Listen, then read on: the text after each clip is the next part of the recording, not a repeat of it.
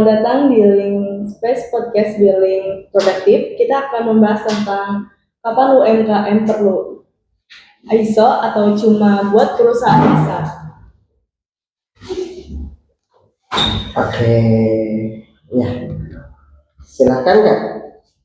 Pertanyaannya apa aja nih tentang ISO ya?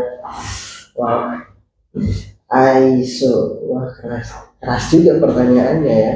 UMKM, kapan UMKM perlu ISO?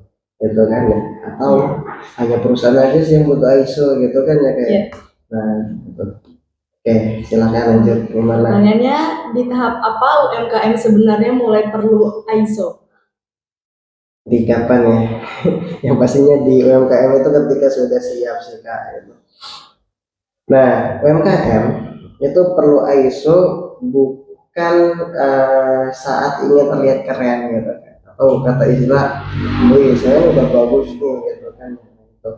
Bukan seperti itu, tapi memang di saat operasional gitu kan ya kayak itu tidak bisa dikontrol lagi. Kata istilah, wah kayaknya saya tidak bisa ngehandle-nya nih gitu kan ya kayak gitu. Nah, maka perlu ada kata istilah pengingat-pengingat dan pengingat gitu. Nah, makanya di sini ada namanya ISO gitu, ataupun kata istilahnya standarnya gitu kan. Kalau orang kitanya menyebutnya SOP lah gitu kan, standar operasional prosedurnya gitu kan ya kayak. Kalau misalkan kita sudah mempunyai karyawan lebih dari 3 atau 5 ya, yang dimana dia udah mempunyai karyawan lah intinya gitu kan. Kalau karyawannya masih kita sendiri sih ya saya sendiri yang ngatur diri kita sendiri gitu kan, nggak perlu adanya peraturan ataupun ISO tersebut gitu kan. Nah, kemudian produksi yang memang rutinnya itu setiap hari produksi gitu, atau contohnya kalau misalkan bakso gitu kan, produksi tiap hari kayak gitu kan, butuh banyak karyawan kayak gitu. Nah, itu yang memang pada dasarnya pasti gitu kan membutuhkan ISO gitu kan, seperti itu.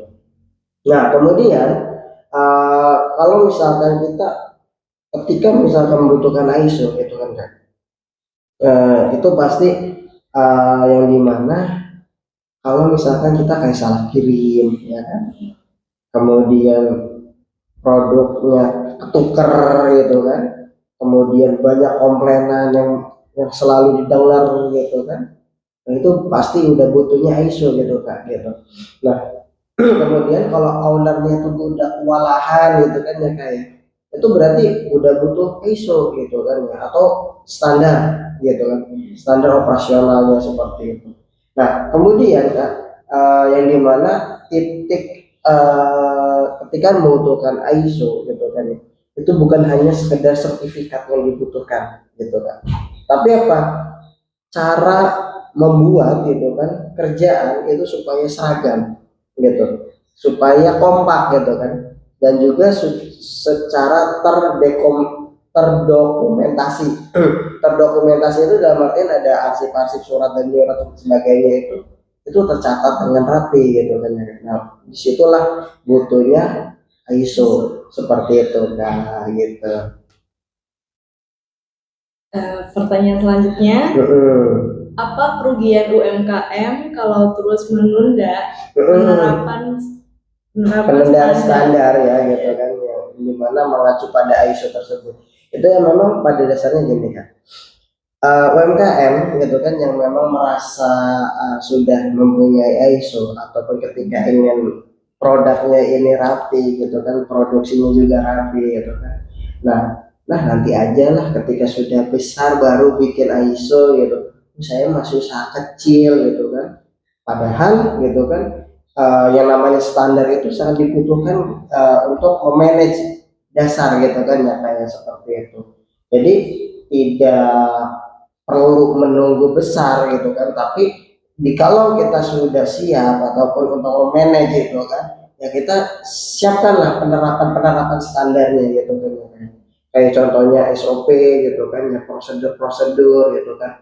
Kemudian kayak mungkin kegiatan flow chartnya gitu kan ya, seperti itu yang memang tercatat gitu kan.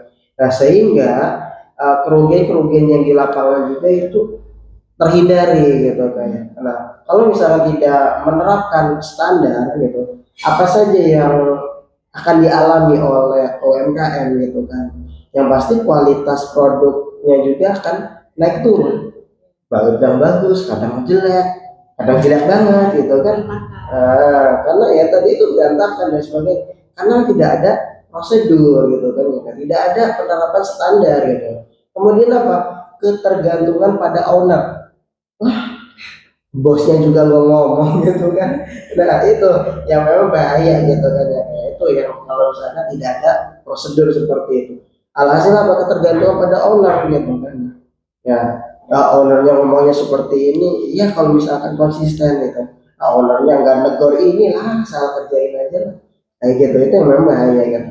Nah kemudian sulit dipercaya mitra besar gitu. Kenapa? Karena memang seorang mitra ataupun perusahaan, kalau kita mengajukan B2B gitu kan, maka orang akan melihat apa? Sertifikatnya, perizinannya. Kemudian setelah itu lengkap gitu kan, maka yang dilihat apa? Prosedurnya kan, prosedurnya gitu kan, gimana proses pengolahannya gitu kan, gimana proses pembuangan limbahnya, gimana proses packagingnya gitu kan ya.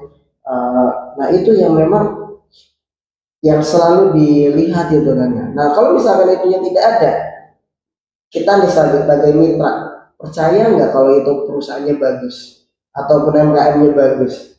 Enggak kan? Ya kayak gitu kan. Jadi seperti itu kan. Nah kemudian kita yang memang tidak melakukan standar seperti itu atau kata istilah menunda standar, yaitu sama aja kayak menunda pertumbuhan usaha gitu. Gitu kan. Jadi ya kata istilahnya jangan ditunda-tunda lah. Selagi bisa ya apa salahnya kita melakukan gitu kan. Hanya dokumentasi gitu kan atau hanya penetapan kayak gitu kan.